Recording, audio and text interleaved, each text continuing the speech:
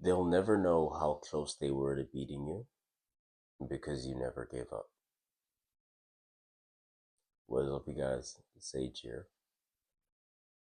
They will never understand, comprehend, or even fathom, think of how close they were to beating you because you never showed it, because you never stopped. To me, that line right there is so real, because there were so many times when I almost gave up. There were so many times when I almost was at a point, at a breaking point, and I asked myself, man, is this even worth it? You know, is this even worth my time? I mean, we only have about 4,000 weeks on this earth since birth. So I think by the time you're 20, you're a good 1,000 weeks in. I'm 20, turning 21 this year. So I'm a solid 1,000 weeks, about a quarter way through, you know? And when you're a quarter way through, man, I think you ought to relinquish the things of that first quarter that you just went through. And some of those things include hesitation, include not giving your all, include uh, having things that you wish you had done. I don't have any regrets in my life because obviously I turned out the way that I turned out. So as long as you learn from those lessons, and what's the point of regretting them, right? Because if you regret them and wish they never happened, then you also wish that the good things that came from them never happened. Um, I think I'm still a big believer in that it is very arbitrary to believe that as a human being, you can even fathom what is right and wrong. Because for example, if you go through something that may be traumatic, it may be painful, but you turn that pain into power, and that's the power that fuels you to become massively successful and help thousands and if not millions of other people not go through the same pains that you did. Then was that thing that happened to you bad? Like, not like, if you isolate the act itself, yes, sure, it was bad. But if you look at it in the greater context of things and what came of it, would you describe that as a negative event, or would you just describe it as a learning curve, or as an event that galvanized you? And was the galvanization of you a bad thing? I think the answer would be no. And so I really do believe that you have to get to a certain point where they can't defeat you, they can't stop you, and they can't pull you back. And I believe that the only way to tap into that type of fuel, to tap into that type of fire, is by pushing towards something bigger than yourself. Because if it's about you, you'll stop. That's sincerely my belief. That's why I couldn't continue playing the sport of rugby, even though I love it. I really do love it. Like, I was at one of my little brother's games the other week, last weekend, or the weekend before last, and I was there on the sideline. I'm coaching these kids. I'm coaching him first and foremost. He was on the wing. I'm like, yo, stay wide, stay deep. Just stay as far and wide as possible, but and then run up and catch up so they can, just because I still have that deep and like ability to analyze the game, because I used to coach it as well. And then the coach is busy with one kid got injured. I huddle the kids up. Yo, sit down, sit down, sit down. Hey, listen, you're doing good, strong. You can win this. You are winning this. You know what I'm saying? Just getting straight into it. Because I do still love the game. But why did I stop personally? Because I felt like it would be a very selfish pursuit and a very selfish endeavor. It was fueled by nothing but my own ego and my own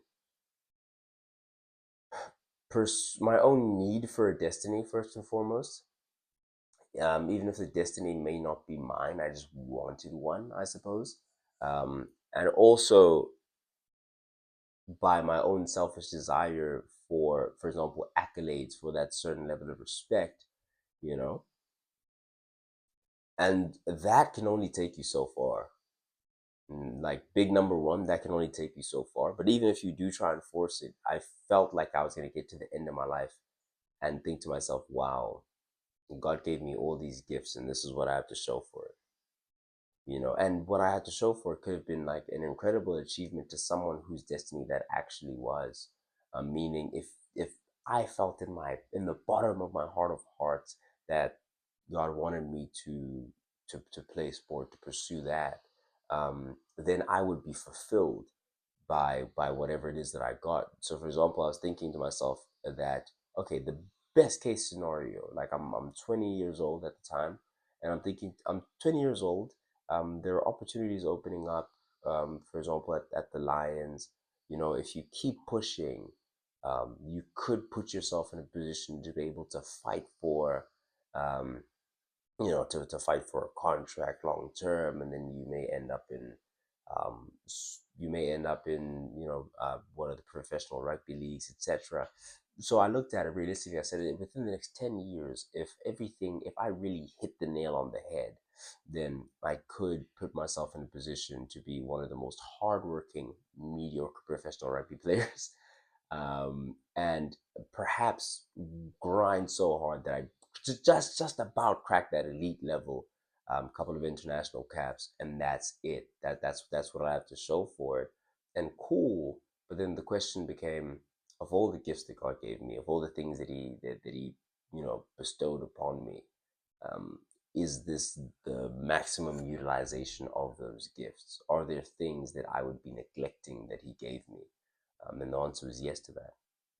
And so the answer of worth it or not became no, because at the end of my life, I felt, I still feel that the question would have been, wow, so I gave you the ability to speak, I gave you the ability to lead, I gave you the ability to understand and transfer information.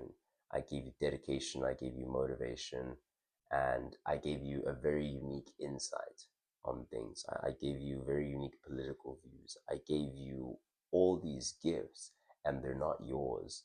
They are mine for you to give to my people. And what you did with all those gifts is you went into the sport, beautiful sport, and you did fantastically. But is that all, or not even is that all you could have done? Because that's one thing. Is that all that you believe you could have done? Because I'm a big believer in that hell is a state of mind, truly. You don't go to hell, you live in hell. For me, hell is wanting to talk to that girl and you don't talk to her. That's hell, because you will never know. Never knowing is hell, you know? I chased that rugby dream with everything in me. And when I realized what the future had held, or what I perceived the future had held, and what I would have to give in order to realize that, and then whether I was willing to give it or not, then I was able to make the decision of, whether that's a worthy endeavor or not, right? But that's because I gave, and I never have to wonder what if, because I know exactly what it would have took and for how long I would have had to go potentially. Whereas now I'm on this side, I know I have to go even longer than that for even less reward initially, even less respect, less accolades. There are much fewer wins in between. So this is a much longer game that I'm playing, but it's a much bigger game that I'm playing. And I feel that it is a game that is fitting to my gift. Is a game in which if I win, I change generations forever. And I feel like that's the size of dream that can get me out of bed at it's 6 a.m. now, you know. And it's the kind of dream that can fuel me when times do get tough. And so going back to it, they will never know how close they were to beating you because you never gave up. And the way that you get to that point where you're very, very close to that breaking point, but you don't stop, is it has to be much, much bigger than you are. The dream has to be much, much bigger than you are, you know. And you'll see me often nowadays, you'll see me post a Ferrari. You'll see me, I don't really post the dream house, but there is a dream house.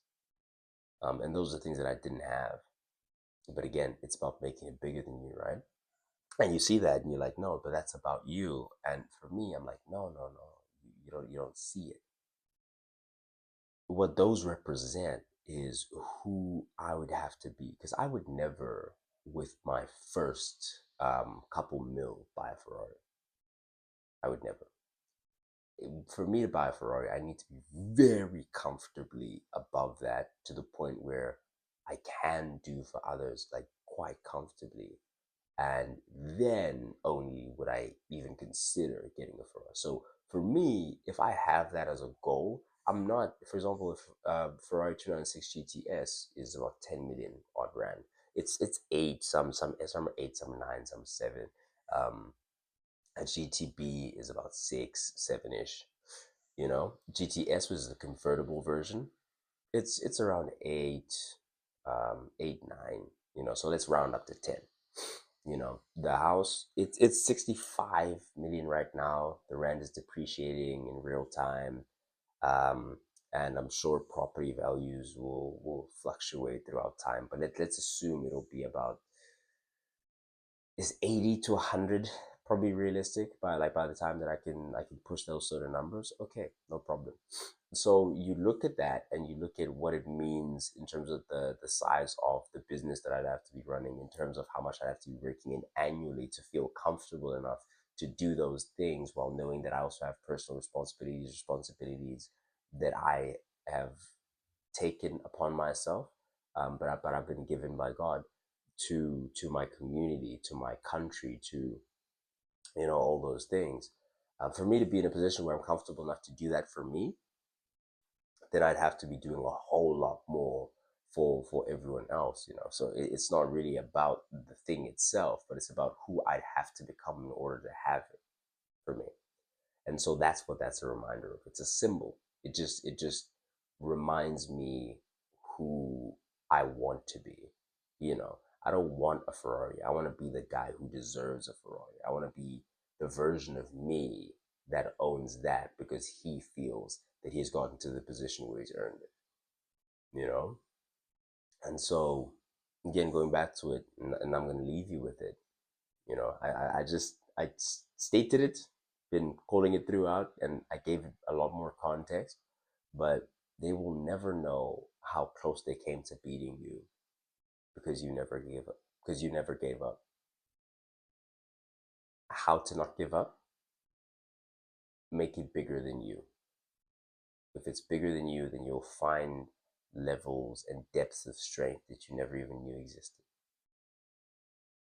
Thank you. Did in fact enjoy today's video, please do hit that subscribe button. Make sure the bell notification is turned on so that you don't miss any videos. I have been Sage, standing on business. Signing out.